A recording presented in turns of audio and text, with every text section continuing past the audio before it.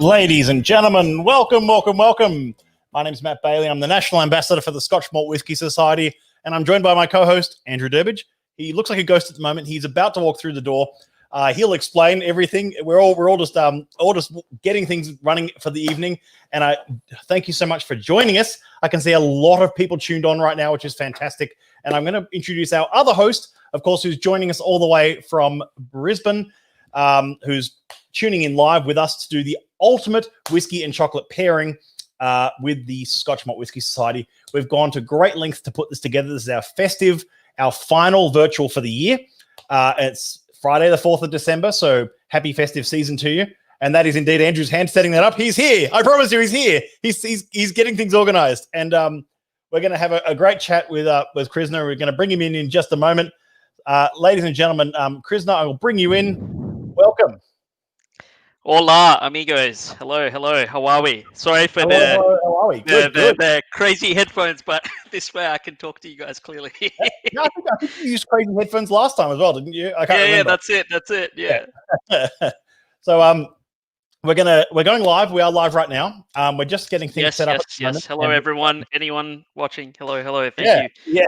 There's lots of people watching. I can see lots of people tuned in, which is great, which means that people are sitting at home with their chocolate packs, which we're going to go through, and their whiskey samples, which we're going to go through and talk about. And this is all very exciting. This is super exciting to have you on live. Ladies and gentlemen, welcome, Andrew. Oh, hello. I'm late. Forgive me. Hello, Andrew.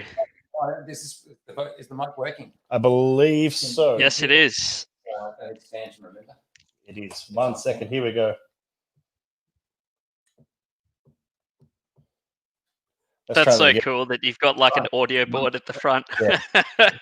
Is that working? That's working very well. Ladies and gentlemen, I am so sorry. Forgive me for running late. I've had to come from a whiskey and chocolate pairing. It was bourbon mixed with Cadbury dairy milk. It was a shocker. I'm so vast improvement. I apologize. Oh, dear.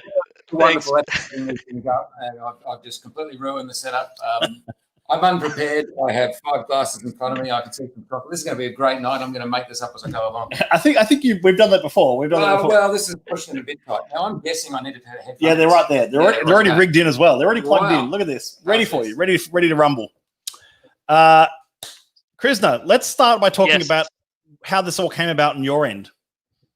Yeah, well, look, I've been trying to do a couple of sort of degustations, like chocolate degustation events, because it's never really been done at this level with doing more sort of intricate bonbons and the type of flavor pairings, and also the fact that the chocolates with BASIK are all kind of degustation themed. And how it actually came about was actually through whiskey. And this isn't a bullshit story because we're doing this with the whiskey thing, but it actually came about whiskey. I was watching a lot of whiskey reviews, and I noticed that a lot of people, and even when going for whiskey tasting events, like ones hosted by Dan Woolley and so forth, I had the opportunity of realizing that there was a journey with whiskey. And there was always a story with a dram. And so I was like, how come something as versatile as chocolate, which is what I'm going to prove to you guys tonight, how versatile it really is, how come something like that does not have a story to go with, like literally each bonbon, not the story of the business or the brand, but the actual piece itself. And so hopefully we get to have a little bit of fun tonight, which I think we will. I think it'll be a lot of fun. And I'm super keen for the whiskeys as well. So yeah, this is going to be great. So let's I'm going to shift so you guys can see the rest of my cabinet. Yeah, your knife collection and woks, right? Yeah, that's it. That's right. I've removed the woks. It's not up there in the corner.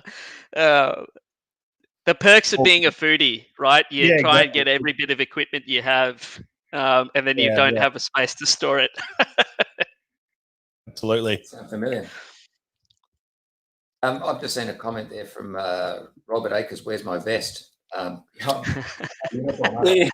Out of uniform and unprepared. Look at this. He's got everything going tonight. It is pretty warm. It is pretty warm. It's not really vest weather.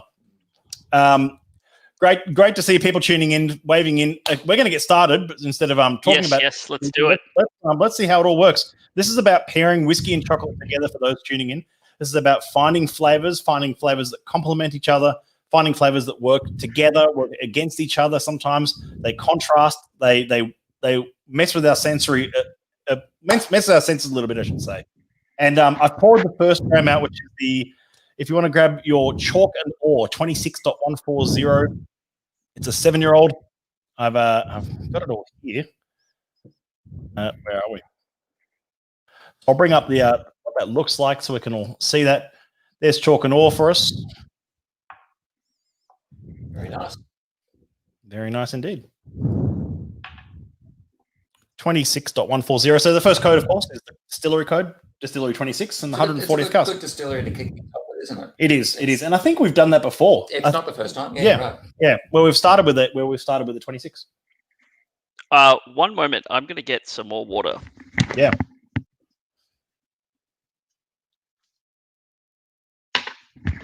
Straight away, All right.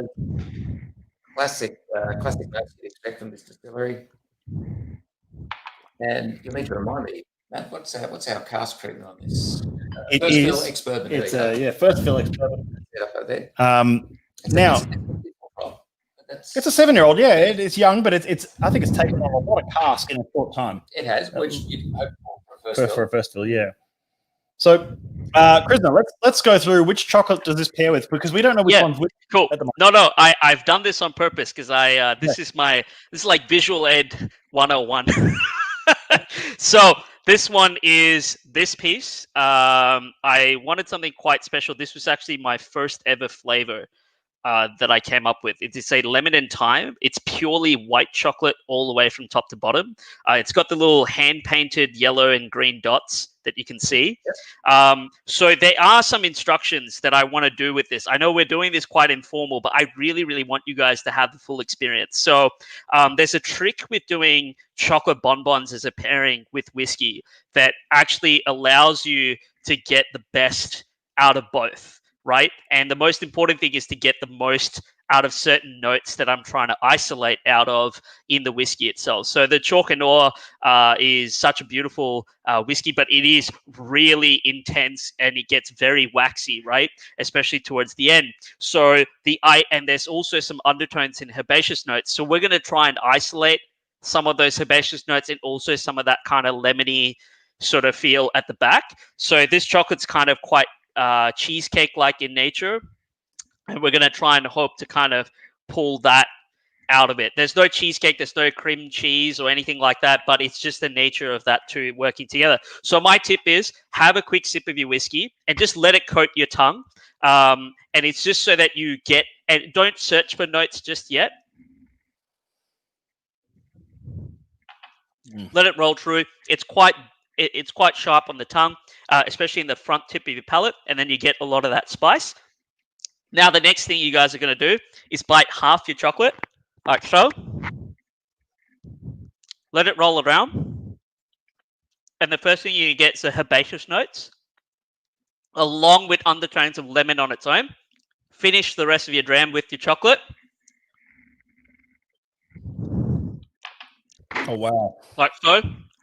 Now watch the evolution and the change. Finish your chocolate, Matt, with your whiskey and Andrew. Yep. I'm still. And now I'm pausing because we're herbaceous and it's there in space. Yep. Amazing. But watch as it transforms when you finish your whiskey and your chocolate. Now what you're going to get is a polar opposite cheesecake, even with the chew. The same chew on the back of your palate, the waxiness that would come with the chalk and ore is almost gone. all you get is fat, cream, luscious texture. It even feels like the mouthfeel of a cheesecake, even though none of those components are actually physically there. But that lemon is an undertone on the back palate as well. It's almost just like zest, right? As opposed to, and it's oily as well at the same time. So it transforms the whiskey in a way at the same time that it transforms the chocolate. So the chocolate usually... I feel like I've been drinking a lemon meringue pie. Yeah, in some way, yeah. It's got that pie like crust flavor, but then there's no biscuit elements, there are no praline elements in there, but there's that change. That's what I love about this, and this is why I do what I do. You are. Because I still maintain that comment that you're a bit of you're like a chocolate scientist at this point, and you're arranging for this as we're heading into this experience were otherworldly. That's an unbelievable. No, thank you, man. I appreciate it. Thank you, guys. Really appreciate it. Andrew, what are your thoughts? That's incredible. Yeah. Well spotted, Darren. That's a good summary. Well, that's only the first one. So I think this is really cool as well. If you nose your glass, even though it's empty, you'll tend to get a lot of that kind of that cloth notes and that kind of like gauzy sort of notes as well. I don't know. It feels very minerally as well in nature in some way, like a lot of minerals. Someone asked which chocolate. It was. It's a half sphere with yellow dots and green dots painted on it. Yellow and green dots and painted on it. So it's half sphere, yellow and green dots. Can I ask a nerdy question? No, absolutely, please. I we're just doing a regular tasting here without pairing with food of any description. Sure. And consider the addition of water and whether water improved things or whether the dram needed water. When the whiskies were sent to you for you to play around with, were you looking at them neat? Did you add water? Did you care about water? So I had all of them neat. And the only two, but I struggled with the chalk and ore, so I did put a drop of water. Now, here's the thing. I have actually not tried any of these chocolates with the whiskey. So I'm purposely doing that for you guys live. So the notes that I give you are what I'm tasting right now. And the reason why I'm doing this is because now if I was to, so I have mentioned this to Matt before. When I do the chocolates, if you go through onto the Instagram, there's a lot of IGTV videos there. All those IGTV videos are actually narrations of the chocolates in like a minute span or a minute 10. And it gives you that journey of the chocolate and the bonbon. However, what's interesting is I can tell you right now, the herbaceous note is an undertone. It is so subtle, and it only comes in at the end as a palate cleanser if you just had the bonbon on its own. However, when you have it with the dram, and because the dram has those notes as a present point, it becomes accelerated. And that's what I love, about doing any kind of alcoholic pairing, is because there's a flip switch when you pair it with. And yes, was it on Wednesday? You guys did the hot chip challenge, and you guys talked about how when someone does a pairing with whiskey and then they're trying to do it where it isn't about the whiskey, or it kind of distracts people off flavors. And so like my goal in this is to kind of isolate certain notes that I think are quite unique within the whiskey itself, and then just take it up by like 15 notches. So you just get whacked in the face with flavor. That's basically kind of like what I'm hoping to achieve. So something you said there caught my ear. You talk about pairing chocolates with alcohol. Is there an alcohol that you think doesn't work with chocolate? Well, the one that I think doesn't really work too well unless made into a liqueur is gin. Because gin, I think, like I'm talking about bonbons the way that I make them, right? So when I'm doing multi-tier flavors, I could probably make a bonbon that would work really well with a gin, but I think the gins have got such strong notes in nature that it would cross over too much. You're better off just going with bean to bar chocolate, So Bird Snake, Matisto, Cuvée, any of these guys that are local in Australia, they probably have some great chocolates there that you could pair off with with something like that. But I think when you start getting to the intricacies of bonbons, I think especially when you're trying to pick out certain notes, I think whiskey, wine, champagne. I've done Sambuca. And that's worked out really well. So I think like when those elements where you can kind of see a more clearer direction, I think that's the best way to go with chocolate. It's interesting to know that. I mean, we have a few society gins in the warehouse at the moment. We could have thrown that there as a curveball to really a real curveball. I would have struggled. I will admit, I would have struggled. So. Well, that's been an amazing first pairing. In fact, that's just been one of those ones that really clicked. I think that sort of, as you said, that it was almost like a herbaceousness to it, as well as the cheesecake notes at the end. It was just fantastic. Indeed. Yeah. Awesome. Some great comments coming in, so please keep them coming through, and we'll pop a few on the screen as we're going. And I think we might look at number 2. I'm looking at it right now. Let's do number 2. All right, so we are doing, just for everyone's notice, we are doing A Merry Adventure Second. Am I correct? That's right, 1.227. All right, and if you want to hold Distillery 1. Distillery 1. Wow. It's almost like you know something about this distillery. It's almost like it was deliberately chosen for this event. It's almost like... What are the chances of that? What are the odds? Krsna, do you want to hold up what the next bonbon looks like? Yes, I will. So this one, there's 2 variations of this that I've purposely painted. One's got a blackish sort of line, and the other one's got a white line, but it's the red... sorry, I'm moving away the other way. It's the red bonbon. Sorry, it's starting to melt my fingers, so I'm going to put it down. But it's the red jewel, if you're looking for it. It's the Christmas jewel, as in terms of festive stuff. Yeah, so we're going with the red one. The red jewel is the next one in that. How on earth did you get the multifaceted surface on that? So that's a mold. So everything. So all the chocolates that I do. Imagine that. I should have just went with that just to watch you throw some more compliments in the air. No, it's just a mold, but it is a fun one. And so this one here is a spice butter caramel. So I do a sort of Biscoff tartinaire. And because of that, I've made my own spice mix. So this is a butter caramel. I don't know if you guys are foodies out there watching. Peppersire butter is quite amazing. It's local. I believe it is in Sydney. And they make some amazing stuff. And so with that, sorry, there is a pretty important question here that's come through. Would you recommend a few drops of water when tasting chocolate and whiskey? If you do put a couple of drops, I don't think it's going to change any dynamic to the way we're tasting our chocolate today. If you do choose to put the 1 or 2 drops in there, I think if you're diluting it any further, then there may be a difference in pairing, and I'm not too sure what's going to happen. But just for the purposes of tonight, I've tried to keep everything neat. For everyone. But we'll start off again. So before you guys start, if you've cleansed your palates, coat your palate with a little bit of whiskey if you haven't already done so. I'm going to do the same.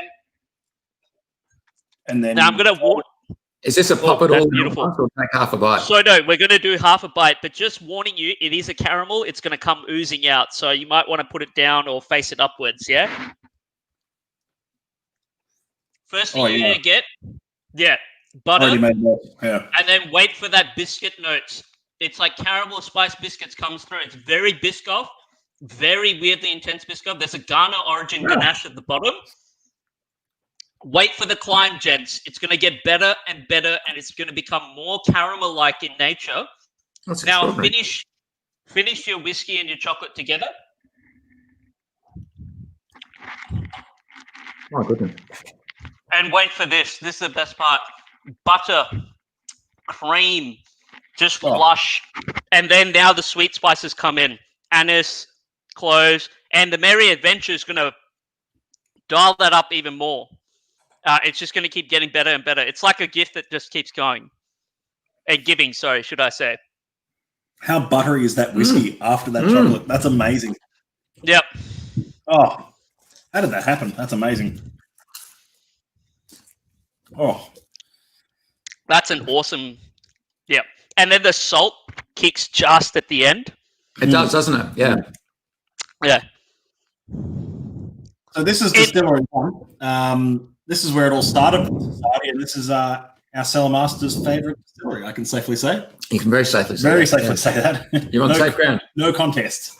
And this one falls into the spicy and dry flavour profile. We've started with Young and Sprightly, and the spicy and dry flavour profile has seen a bit of, shall I say, member resurgence in recent months. We've seen a lot of great casks in that profile, of course, always focusing on the flavour profile like we're doing tonight, focusing on the flavours rather than the distilleries or the names or anything like that. And that's very apt with this whiskey because this distillery is really renowned as one of the great sherry houses. It's made its name for maturing its whiskey in sherry casks. I think if you look at pretty much all the commercially available expressions at your local bottle shop, they all come from sherry cask maturation. This is goes against the grain. It's a first of all ex-bourbon barrel, and you don't. In fact, it's only through the independent bottlers and particularly through the society you get the chance to taste this distillery from an bourbon cask, bourbon maturation, and so it just sheds a completely wonderful light on the spirit. You get to experience the almost said the distillery name, the distillery one character in a different light, and without being cloaked by the sherry, you do get the sweetness of the spirit and you get the sweetness of the barley. I was about to say, it's still a sweet spirit. Very much so. And then that is just amplified once you pair it with this particular chocolate. Because there are some distilleries that even a sherry cask doesn't really sweeten them. No. Like a 63 is a good example, or something like that, where it's still quite a savoury spirit and a savoury end result, even regardless of cask. And I think this is an example of where... And we're going to get really nerdy from it, but this distillery tailors everything with the intention of sticking into a sherry cask. Yeah. When you look at how they do their wash, how they distill, what they're looking for in their worts as they bring it through, it is all knowing that it's going to be going into a sherry cask, and they make a particularly oily spirit to stand up to the sherry oak. So again, to have it in an ex-bourbon cask, it's a different expression. Still works, and an amazing experience. And I've just seen a whole new light with the pairing tonight, Krsna. So well done. There's some great thank you. There's a lot of people putting in some awesome notes. And I have a question for you guys with respect to the bourbon v sherry cast notes. So something like, as a newbie myself in terms of whiskey, like I'm probably an enthusiast at best as opposed to anywhere on the level that you guys have in terms of knowledge. But I always find that the bourbon cask notes in general are quite that vanilla spice, right? It's got that oaky spice, and it's always center palate. I don't know if you guys noticed it, but only towards the end, after the salt dropped off, I finished the rest of my dram. And I found that a lot of that bourbon spice was very isolated in the middle at the end. Excuse me. And I'm not sure if that's from the chocolate causing that.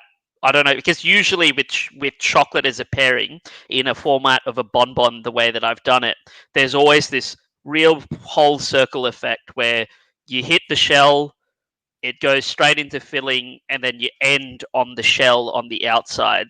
You know, that little chew or that little sort of glistening effect that you get at the end is really it just touching base on whatever that exterior shell is, which is going to be actually really interesting when we get to the plum pudding later on, because that one's the pick for, I think, this whole this event, which I think is going to be really awesome. Yeah, no, I think you summarised and captured that quite well. And the other thing about bourbon cask maturation is that the spirit has nowhere to hide. Sure. You have some, how do I put it? Maybe some less than ideal spirit, some mediocre spirit that can get disguised and cloaked in sherry. Sherry can make up and cover a multitude of sins. I was never aware of that. That's cool. For bourbon cask, it's a bit more honest. It is, because you're maturing whiskey in ex-whiskey casks. Yeah, if there's flaws in the spirit, it'll come through on the bourbon. And so that's maybe that honesty that you speak of when you talk about the palate being more scented. Yep. Okay, awesome. That's really cool. I never knew that. I learned something new. Well, you're no longer an enthusiast. You're now an expert. I wish. Let me get my cap on. Awesome. All right. Well, shall we do number 3? Are you guys keen? Yeah. Let's do it. Why not? I'm excited. All right. So we are doing oily and coastal. Oh, this is going to be a shit ton of fun. So if you want to show us what because bottle we're I'm pairing warning with, you guys, if you have an ever so slightly lower like heat spice tolerance. So I don't know if anyone here has ever heard of Sancho. Are you guys familiar with the word Sancho? Oh yes, sorry, I'm supposed to hold this It up. was a So matter this with- little oily coasty is meant to be this sort of green moss on top of a natural shell. I know that it's got a white chocolate shell on the top, but the base is actually done with a milk chocolate, and there's a reason for that. The praline as well has actually got a caramel and milk sort of backing as the chocolate for it. So just keep that in the back of your mindset, I guess, so to speak. With this one, for those that don't know, Sancho Pepper is quite unique and quite different. So it is native to Japan. It's very floral. It has kind of that similar floral notes of yuzu. And so because of that, I know that this has that sort of very interesting notes in oily and coastal that I really, really want to kind of highlight out of this, and we're gonna get there. Trust me, it's gonna be a numbing sensation similar to Szechuan. So just watch out, don't freak out. I didn't put any LSD, I promise. So if you're having an episode, it's entirely on your own accord. So we're going to do the same thing. If you haven't already cleansed your palates with some water, please do so. And then we're going to get straight into this. So the same process as always, guys. Just a quick sip. Coat your palate. This has a gel in there at the top, so just be prepared. And then I'm going to go for the bite in 3, 2, 1. Half bite. oh wow! And straight away, it's like yuzu, lemon, hyper intense. Then wait for it. The buckwheat kicks in, and this is my favorite part.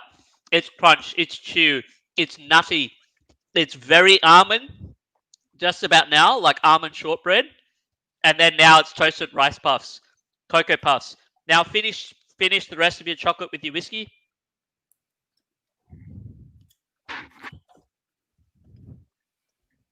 Now complete switch over, right? Marmalade, jam, all those notes now go away very quickly, and then it's chew back again with salt. Now we're kind of on the coastline. Now we're moving through on the oily sensations, is what the dram would say, literally. And it just keeps going and going. And that crunch to salt is very transformational as well. Biscuity notes as well and toffee notes. And this is why I love this. It's just way too much fun. And the Sancho... Is my microphone picking up crunch? Because I'm... No, that's... Yeah. And so the back... That's 4 so chocolate the back in one. here...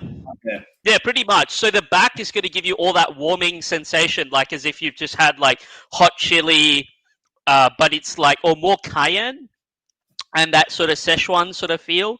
Yeah, so it's very warming. Yeah, very warming. It's not really intense. It doesn't hit your tonsils that you're like struggling and you need a drink of water. So it's just like really, really easy on. Bruce, sorry, there's a few... We're on the green and white stripe one, the green and white one, and we're with oily and coastal, the third one, the 93.103 last of the summer grime. I just saw that name pop up. Bruce, mate, good to see you. Good to see you, mate. Big cheers out to Bruce. And, legend of the Australian whiskey scene. Absolutely. Yeah, it's a 93.103. Bruce. And it was actually... I think it was Joe Phillips who's tuning in tonight as well, who was letting me know about the origin of the name behind this one. It's a UK television show from the 1970s or 80s, and I can't. Why are you looking at me? You're older than me. Oh well, it's because of the glasses. That's all it is. I give as good as I take. It's fine. No, I can't remember the origin. I wish you took as well as you give. Yeah, I do. I'm a human punching bag. Yeah, that is 4 chocolates in one though for me. that is absolutely 4 in 1. That was sort of two flavors at the beginning, the whiskey then transformed it, and then 2 on the second bite. Yep. And this is what I love about it, right? You have these dynamics, right? Even though it's really focused on either, like, my rule is really simple. I try to go with just 2 or 3 components max in a system, right? And so like it's a lemon Sancho gel. So it's a lemon based gel, but then it's got the Sancho pepper powder running through it. So that's why there's a third, so to speak, a third component. But realistically, it could just be a lemon gel with the buckwheat, but you won't get that transformational aspect, that we got, especially in the second half, where it literally changed to being something else entirely. It almost gave us a second dram as well, in that way. A few people have picked up on that, and I concur wholeheartedly with Alex Moores, who made the point. I'm just going to read it out directly. The chocolate takes away a lot of the more maritime notes from the whiskey, and it's just plain salinity. You're absolutely right. It was a dram by itself. You have the bonbon with it, and it just went in a different direction. And that to me is what any whiskey pairing is about. It's you want the food to change the whiskey and give you a different experience, and that has certainly been achieved here. So full marks. In fact, as our friend Fran Shura would say, 1 + 1 = 3. Indeed. And that was a 1 + 1. That's a good line. That's very true. The whiskey should improve the food, and the food should improve the whiskey when it's done well, and that's exactly what's happened here. Oh, thank you guys. I really appreciate that. Awesome. Well, shall we do number 4? Yeah, I'm still enjoying number 3. That's the one we're getting. Well, take your time. I'm going to sip some water. Yeah. No, that was awesome. Thank you guys. I really appreciate it. Probably just worth chatting, Matt, about Distillery 93. It's a favourite of both of ours. We both love it. It's at the risk of blowing our own trumpet. The society that seems to excel in quality 93s. Yeah, and I've even said before on one of our live streams that if you had the number 27 on the same bottle, it would vanish. And I think sometimes the quality is comparable, if not better. And you get these amazing Campbelltown whiskies that are often funky and full of life and full of and we've even spoken before that the peated ones in the peated profile, not like this one, are a totally different beast from the oily and coastals. Yeah, but you say Campbelltown whiskey and everyone thinks dirty, grungy. No, yeah. And I don't think this one has. I don't think this one has it. No. This is quite a clean example of it. Yeah. But a little bit of grime. Little bit of grime. And look, I suppose if you didn't have that, you'd be disappointed because that's what you want in a Campbelltown whiskey. Yeah, I guess it is. But it's at the cleaner end of it. We've had some absolute diesel engines in the past. We have, and they're good things too. Also good, yeah. And or the seat of a diesel engine, if you want to get really specific, or the leather on the seat of a diesel engine. The patina. Yes. The patina. Yeah, that's extreme. Yeah. the lengths we go to find our tasting notes.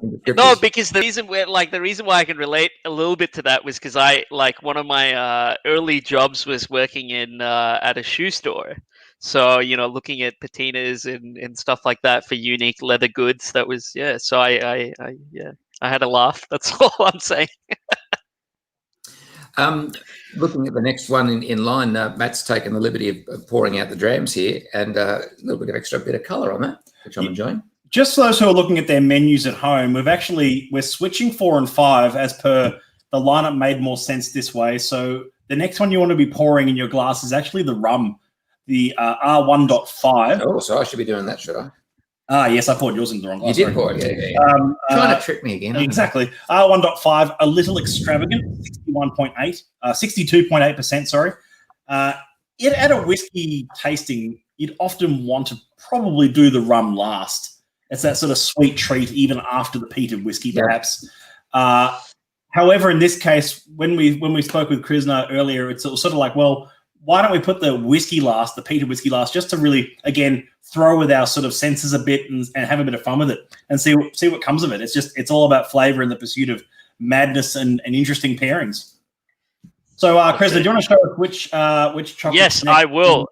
This one, guys, is something really, really special. So I'm going to dive into a little bit of nerdiness for you guys. This is the maroon sort of color. The version that I have is a sort of teardrop shape, but you might get it in a half sphere. I did have to use, or even a half eggshell. Reason was I was running low on molds, so I had to make do with what I had. So you might have different shades, but I promise you, it's the same cut. It's cut from the same cloth, so to speak. Now, that red, that maroon, is a natural color.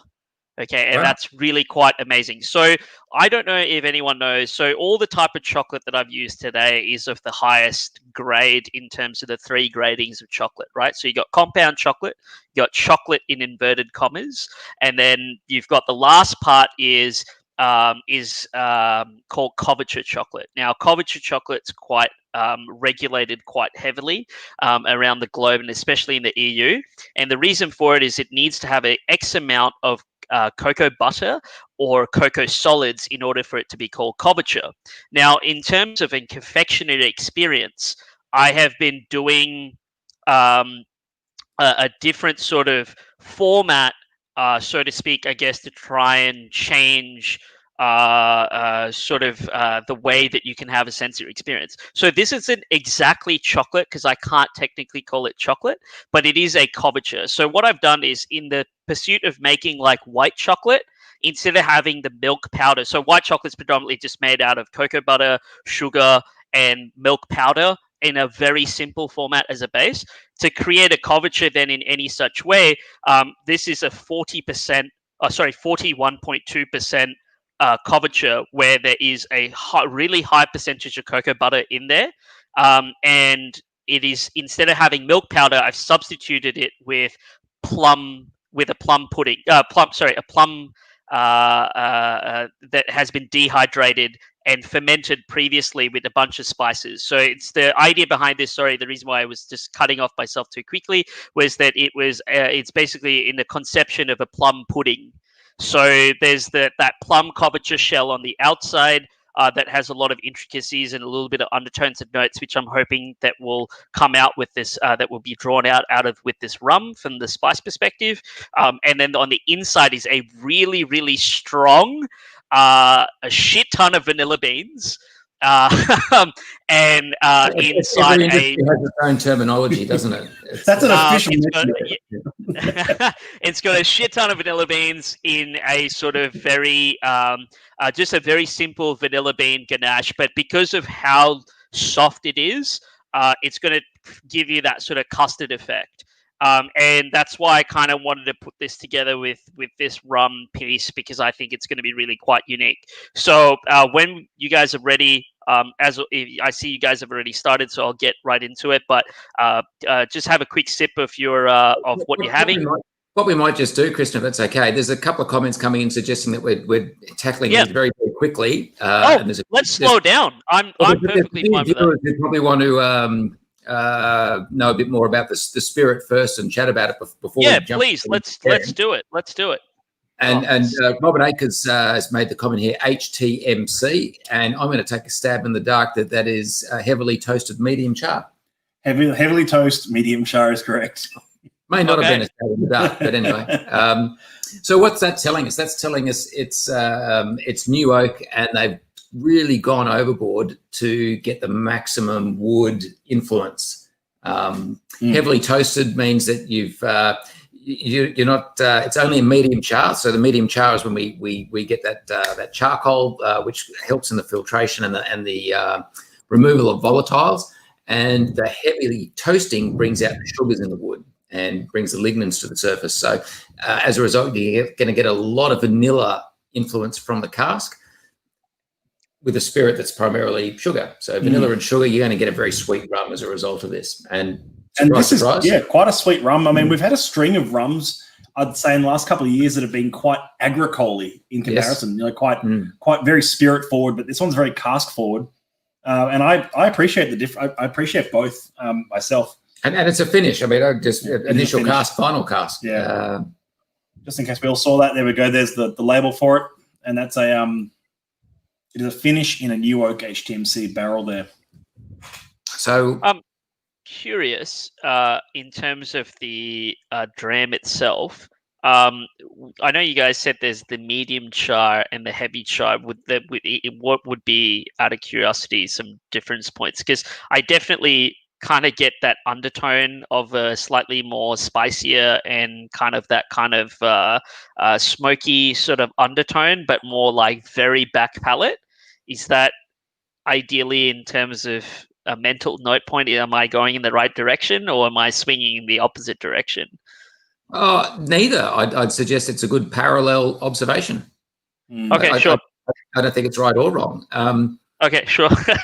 One of the primary reasons for charring a barrel is to create a charcoal layer that helps the removal of volatiles in the spirit. So the more charcoal purity, you have, so to speak.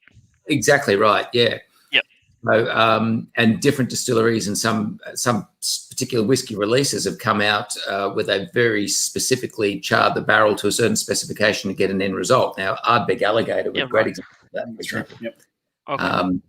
And they used to rate the char by a level 1 to 4. I thought it was 1 to 5, but yeah, 5. Okay, I think so. Yeah.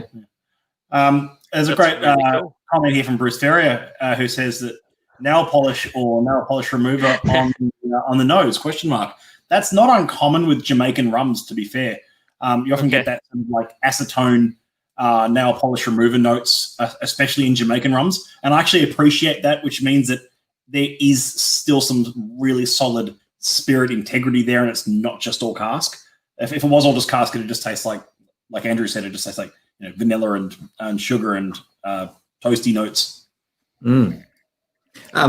I'm enjoying this tremendously. I am now champing at the bit to do the pairing. Yeah, let's try it. So this is for those who are following along. It's the darker sort of teardrop. Or like a half steer. It's more the maroon. It's that natural maroon color. It's got no other colors or paint on it or anything like that. It's just really simple. So I just want to. New South Wales, Krsna, we don't really appreciate the maroon color. It's look, it's fine, man. We won. It's fine. Well, have a go, guys. Look, the Victorians watching this are wondering what the hell we're talking about, but anyway. Ruggers. A lot of vanilla. Very sweet custard.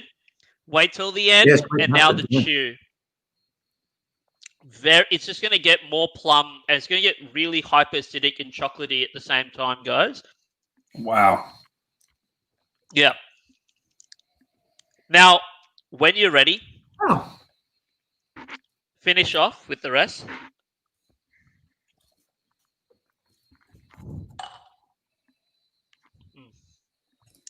Now it's going to get super spicy.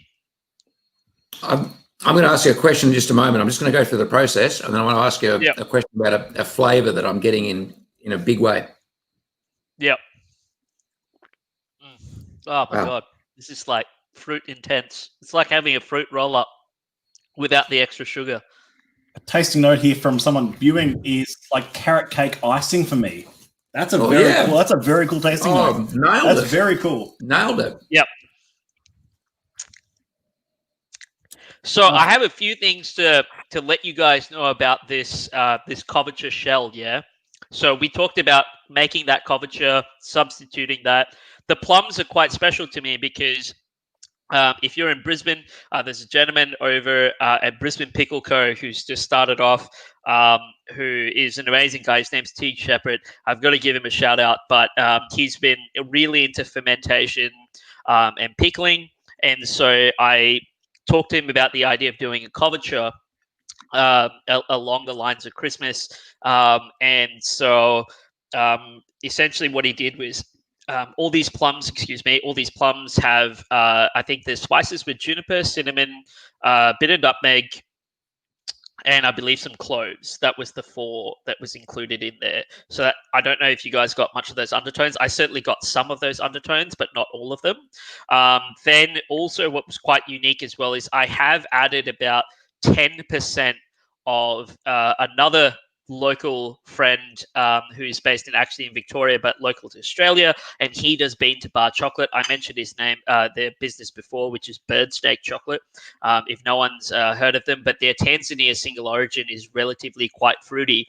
And the reason why I've added that dark chocolate in there, which is why you would have got that hyper chocolatey note in that first half at the end, is because I wanted to round off the bonbon, that curve of fruit. Now, with the dram, different expression altogether, which is actually really, really quite unique and something that I didn't expect to happen at the end there, but it was quite cool. So... but I think that this one, compared to the Lemon Sancho, I think is almost like two of the same thing, but then slight variations on the second half. Am I correct in saying so? Like, it still felt roughly the same in terms of textural and journey, with that deliverance at the start of the ganache and then the fruit right at the end. Yeah, but the absolutely. fruit and chocolate was different. The one thing that really stood out to me on my very first bite when I took the first half, and if I had to be really crude and just pigeonhole it into a single word, please. The word was sour. That the very first taste was a sour taste. What do you think would have been contributing to that? It would definitely be the plums. So the thing is with the Sobachar, right? Especially if I didn't add that 10% of dark chocolate, it'd just be straight fruit, because all it is fruit that's been dehydrated. Like I currently, something that I'm sending to Matt as a surprise as next week, which you'll see in your mailbox. Not surprising. I'm looking forward to it. Well, in it has a passion fruit couverture running as part of that chocolate. And what's really unique is that with that one, I've used freeze-dried fruit. Excuse me. If you were to do something like the way I've done it, by trying to use local ingredients or someone that's local that can, create something quite unique. The reason why I'm doing the couvertures is because there's this big sort of thing. I don't know. I'm sure there's something like that in whiskey, where there was a time when non-age statement whiskeys where people were like, I don't like non-age statement whiskeys. Why? And it's because it's non-age statement. But I'm like, but what if the dram is good? Like, does it matter? At that stage, right? Like, we've had that discussion many times with our members, and yeah, you're absolutely right. That's right. Don't judge a whiskey by the number on the label. That's right. And so if it's a good drop and it gives you an amazing experience and you enjoy it, and I think that's all that matters. And so with chocolate as well, there's a lot of that classic view, or that sort of classic idea of how things would work. And so the idea for the couverture is just to kind of showcase what confectionery is all about. And that the depth that you can create and go. One of the couvertures that I have just brought back again, just for a client that I'm working with at the moment. I do an olive sourdough couverture with a local bakery using their olive sourdough, and it's very bready in nature. It's even got that beige look to it. And I've also added some and I've added like a malted milk powder. So the whole idea, the whole idea. Well, I mean, it just has this overwhelming note and sensation at the end of just pure nostalgia, where it's not a chocolate, but the end of it, it has the same chew, it's got the same mouthfeel, it's got the same snap and shine as chocolate, and because of the mechanics of it. And then at the end of it, it just tastes like a toasted sanger, like a PB&J. So it's like something you're so familiar with, but then it's in the shape of a tiny bonbon, and then you finish with it and you're like, what the hell just fucking happened, right? So, and that's what I'm all about. Like, I want people to have these sort of experiences that they can at least relate through with their olfactory. Yeah. It gives you this PB&J. It's actually got a cherry gel inside with and it's paired with an almond praline, but the almond praline's reinforced with that bread couverture. So it gives you that peanut butter sensation, even though it's actually almond. All right. Yeah. So it has this kind of like weird full circle effect. It's just a lot of fun. That's basically it. Yeah. Nice comment there, Lachlan, by the way. I've just seen that.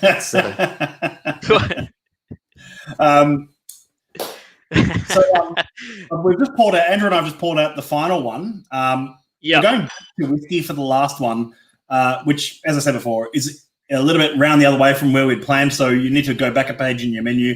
And we're going back to 10.196. There's no harm finishing an event with a peated There's whiskey. no harm in finishing with a peated whiskey. There's actually a member, Mark Garraway, who messaged me earlier saying this whiskey was distilled on the same day, I believe, as the Facial release from earlier this year, the Make Moyne a Devil. So this is kind of, if you... I could believe Mark would pick that up. Mark would pick that up. Mark's been sending me a few emails inquiring about these things, and he's very much on the ball. And that's a compliment, Mark, by the way, not a... Oh, absolutely, not a stab. So this is, you may want to pour this into your next glass. And Krsna, do you want to show us the next chocolate, just so we've got it on? I do. So this one came in potentially two shapes, but it's the one that's white in background with yellow sprinkles and blacks. Oh, sorry, it's just sort of melting in my fingers. Yellow and black sprinkles, if you can kind of see that. Yeah, it's if I would describe it, it's the one that looks absolutely delicious. Yeah, that one. Yeah. That's great. Cool. Well, this one's a lot of fun, and there's a reason why I wanted to end on this as well. I feel that the Smoky Harbor has a lot of intricacies and complexities and a lot of undertones, which is why I really want question. Oh, okay, 1 second, I'll answer that. And so because of this, I've come up with something that I think this would be maybe number 2 of my favorite flavors of all time. I think I'm like most creators. You like to say that you enjoy everything that you create. And I don't really particularly have a bias towards much of them, but this one has to be the most fun. It's very umami driven. The buckwheat returns here, gents. So this one has this one has a white soy sauce caramel ganache at the top, and there's a buckwheat Sobachar praline at the bottom. Now, I'll give you some background on the white soy sauce. So this white soy sauce is a really special shiro. It is straight from Japan. It's something that you can't get here in Australia. It has been actually done in the format of a deodorized format, right, with some dextrose sugar in order for it to actually become a powder form. And in that powder form allows it to become dissolvable into the ganache, so that as opposed to being an infusion, which then gets strained out, this is actually concentrated a lot into it. So the idea behind this is it's like salted caramel, okay? But it's got so much fucking umami. Now, Basic Chocolates has a line that's on every page on everything that I do. And the goal with all our chocolates is that you get in a box that you'd get at least one culinary orgasm. I guarantee you, if you guys don't get that from this, I'll be really disappointed. So I came early. Well, I hope you got a change of pants, or Matt's going to help you out. So let's see. We're on the R-rated stream now anyway, at this point. Yeah, kids go to sleep. Just before we head into this one, something I probably should have mentioned 4 drams ago. All 5 of these whiskies are now available on the smws.com.au/shop website. If you're a member, you can purchase these bottles. Chalk and Ore, the first one, has already been on the site. It was released in our November outturn. I don't know if there's more than 1 or 2 of those left at the moment. There was a very small handful when I last looked. Very small handful, but the others have been popped up on the site. The rum was also already available and is already on the site. But the Last of the Summer Grime, the Merry Adventure, and this one, the Smoky Harbor Fish Supper, are now alive online. If there's any left, of course, they'll vanish quite quickly, I assume. Now, just before we launch into the pairing, which I'm absolutely bursting to do, again, which is worth talking about the whiskey from a wonderful distillery that we all love on Isla. Of course, it's from the distillery that for many, many years was famous for not making peated whiskey. Yep. And then they did an experimental run in 93, which was deemed a failure. They did an experimental run in 97 that was deemed a failure. They ended up selling a lot of the casks that they deemed failures to the society, and the society had an enormous run of those casks that were absolutely beautiful. When I say they were deemed a failure, that was because they wanted them for the blends. The company that owned the distillery at the time was the same company that was responsible for the likes of Famous Grouse. And the peated character that they got wasn't quite what they were looking for. So when I say failure, it wasn't bad or poor whiskey. It just wasn't the character that they wanted. That distillery subsequently changed hands, and the new owners now make a point of making a peated make every, it's 1 month a year, I think was the last time I heard. And this is obviously from that campaign. And this particular cask is a finished cask. It spent its initial time in an ex-bourbon hogshead and then was transferred for finishing in second fill French oak barrique. Now, there's another distillery nearby on this island that puts out something that's well known for maturing in French oak. That's the Ardbeg Corrie-Reckon, is it not? Is that's a French oak mixture of French oak and whatnot. Yeah. So I don't know how people feel as if they're familiar with the Corrie-Reckon, whether this compares or not. But it's interesting story. Extraordinary. Interesting story. I actually did do this pairing with an Ardbeg Corrie-Reckon, and it is quite unique. Yeah. However, there were some undertones in this, which is why I've actually dialed up the amount of Shiro used in this version by a little bit more, just so that we can get some more out of that. So this is going to be interesting. But I'm not going to lie, a lot of the posts that are coming in about that nose, I will admit, this is tasty just from smell. You know what I mean? Like, yeah, it's incredible. So I'm going to coat my palates. Simius looks like Matt's ready to start. Yeah, his hand was shaking. He was getting ready. Oh, God, that's so good. All right, first half bite, ladies and gentlemen. Straight away, salted caramel, and then there's white soy sauce. Fishy, salty, sweet, almost like dried fish, the crispy dried fish that you could get. Salted codfish. It's super oily, and then wait for the crunch with the toasted Sobachar. Now this becomes like toasted rice cocoa puffs. Yep. I don't normally back up that quickly these days. It's going to get even more intense, by the way. Just watch the back corner of your palate, everyone. That's going to be where a lot of that chew, a lot of salivating, a lot of umami is going to get better. Finish your drink with your rest of your chop. Wow. Yes. Lots of sweet spice, lots of Moorishness.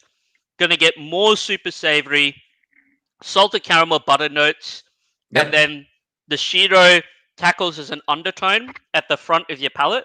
So it's almost like you're getting sweet soy right at the front. Back palate now in midsection, a lot of nuttiness, a lot of earthiness, a lot of smoky, peaty notes rolling through as an undertone. And then just wait for that last bit now. This is the best part. On that chew. It's like you're chewing on, it's like you're in a Nordic region, you're having salted cod, you're sipping on nice whiskey, you're chilling on the back palate, there's salt, there's sweet, you're sitting by the coastlines, having the dram of your life, and forgive me for saying this, but you probably finished yourself off as well during that time. So, but yeah, it's crude, I'm sorry, but yes, it is clean and beautiful at the same time. So yes. Wow. That was That's. I hope I didn't get in trouble for that last one. Sorry. I'll tell you what, you saved the best for last. That was incredible. That's an amazing pairing for me. Wasn't it, Josh? That's just something else. That takes you to Isla. It's a full experience for me. That one. You're sitting. It's the ultimate. This was an extraordinarily good whiskey. That was an extraordinarily good chocolate. Yeah. Together, the two have just combined to make mega taste. Mega taste. Mega taste. Bigly. Thank you. Something else. Yuri saying, look, I really appreciate that.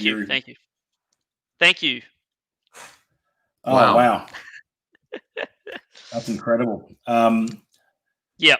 Yeah, There's a very you- much the Vegemite toast with the sweet taste. Yeah, absolutely, There is a 100%. Vegemite that comes through right at the tail for me. On Yep, the that's real right. back. If I was to Especially try when the you're chocolate, finishing the rest of that dram. Yeah. Andrew, when you go to finish that, you probably will pull some of that a little bit more, especially on that mid, front to mid. Because think of it as white bread as well, right? So a lot of sugar on the front. Yeah. Dashi dipping noodle sauce from Mark Walshaw there. Yes. Alex Moore saying, wow, that's like a complete breakfast. Cocoa Pops making 50-50 peanut butter and Vegemite toast tastes sweet. Oh, excuse me. Yuri, really appreciate that comment. Just managed the quickest ever bottle purchase there. This is a dangerous tasting. Dangerously tasty, that's for sure. And winning bigly. Cameron, that's correct. Winning bigly. Wow. Hey, Cameron. Awesome. Wow. I'm actually lost for words. That's unbelievable. If you're lost for words. Thank you, gents. I really am glad that you guys enjoyed that. Thank you. Yeah, and I hope everyone at home, I know everyone at home enjoying this right now has been enjoying these drams because the comments coming through have been phenomenal. There was a question from Darren Howie earlier, and I don't know if we quite answered it. It was a question to you, Krsna, and it was, how did you learn the combos, i.e. flavor interactions? Was it practice? Was it intuition? Tell us a bit about that.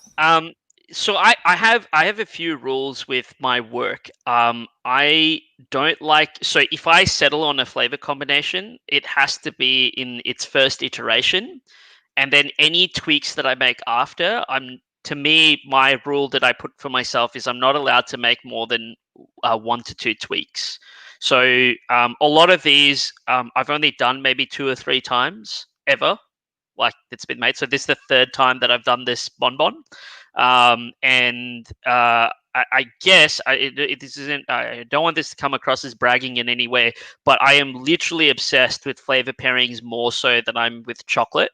And so I spend a lot of time mentally in the background, just kind of like almost sometimes unconscious thinking, because I'm someone that sits and just I can't stop thinking. So sometimes I'm up late at night.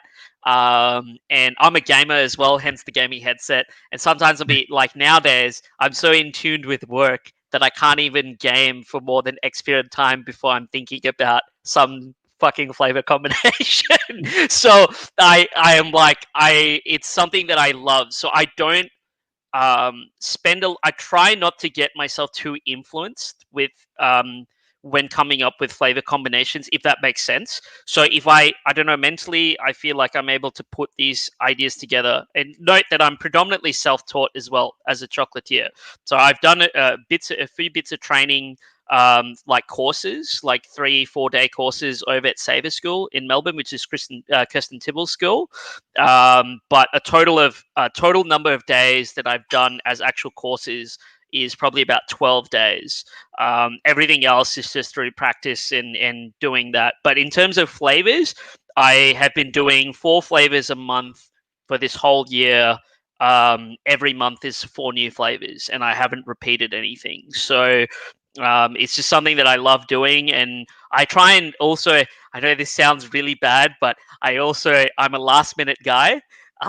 So I always tend to be like the few days before I'm about to start, or like the day before I'm about to start production is usually the day where I'm like, yeah, okay, fuck it, I'm gonna do this as a combo. So and so I guess in part I feel like I've been a bit lucky as well that I've managed to find my knack, so to speak.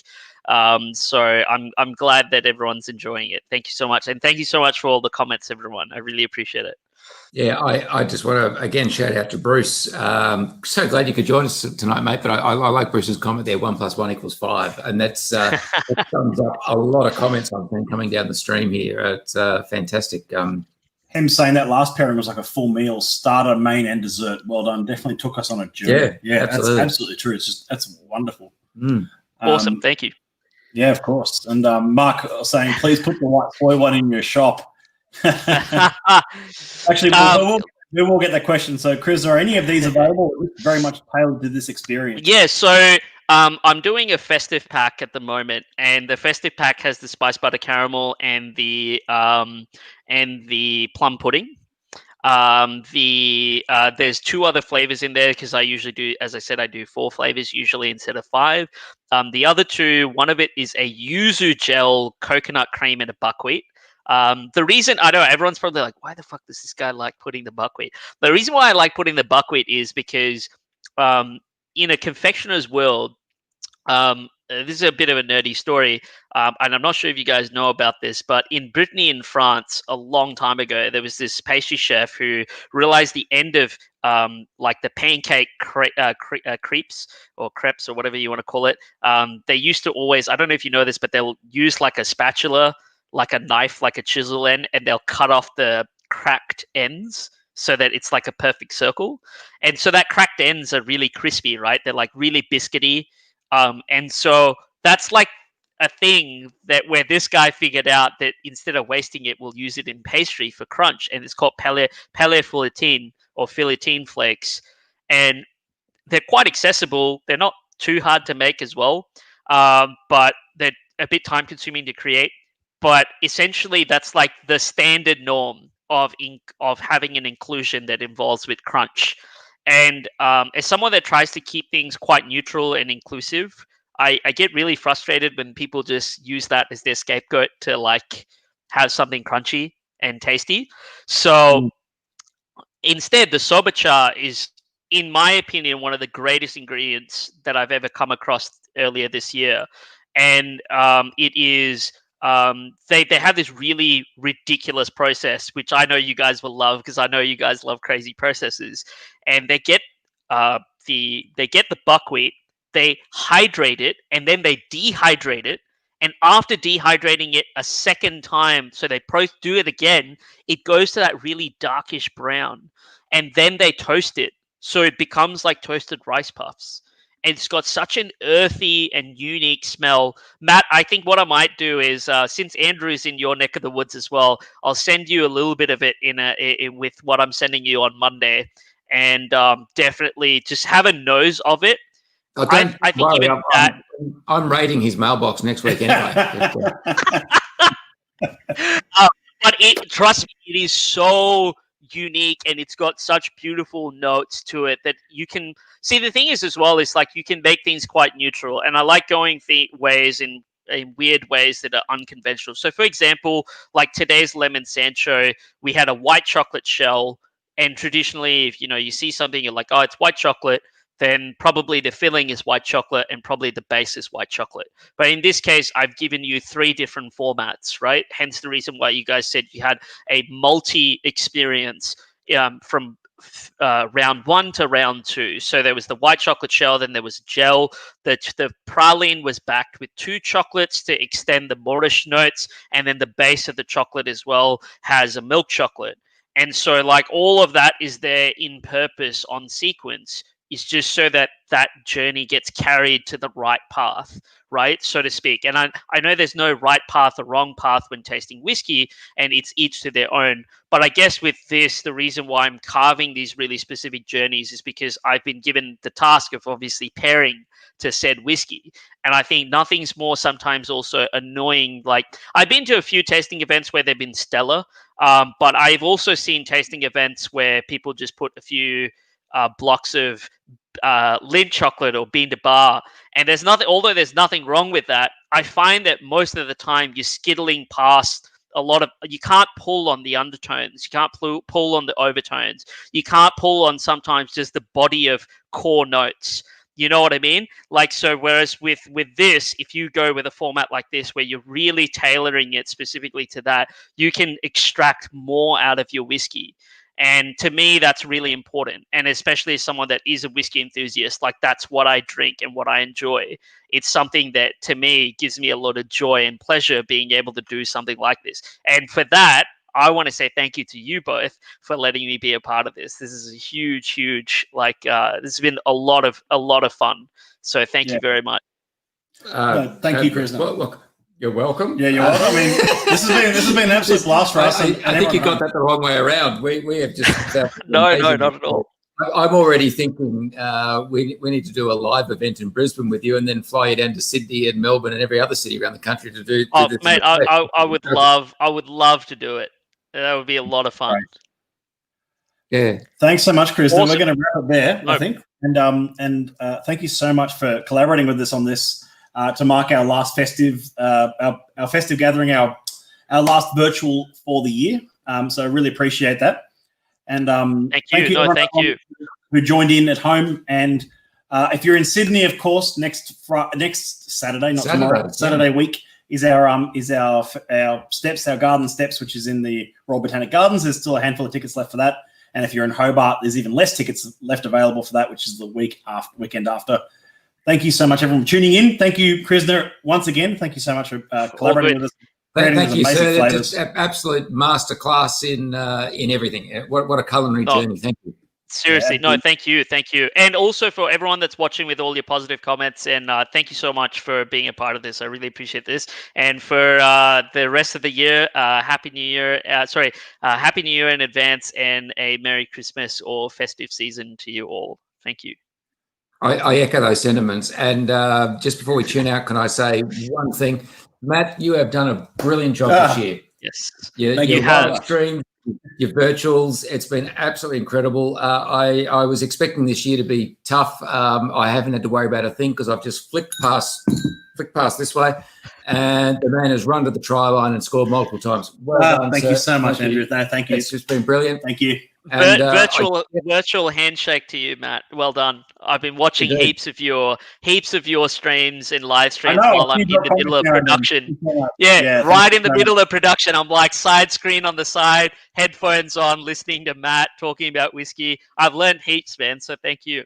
It's been awesome. Thank you so much. And look, who knows where the virtual world will take us next year and what's in store with COVID and restrictions. But I think even if we get back to a regular program of live tastings, I think we've demonstrated this year that virtual tastings have their time and place, and we will be doing them because it's great to involve people all around the country in the one event. Certainly for our members who are in rural areas and can't get to the events in the capital cities, we'll be doing more of these next year. And yeah, we'll announce those and unfold those as we plan them for next year. And I can tell you already, we are planning next year. There's a lot in the pipeline. There absolutely is. Yeah. Thank you, everyone. We're going to leave it there. Have a good night. Thank you. Cheers. Adios all.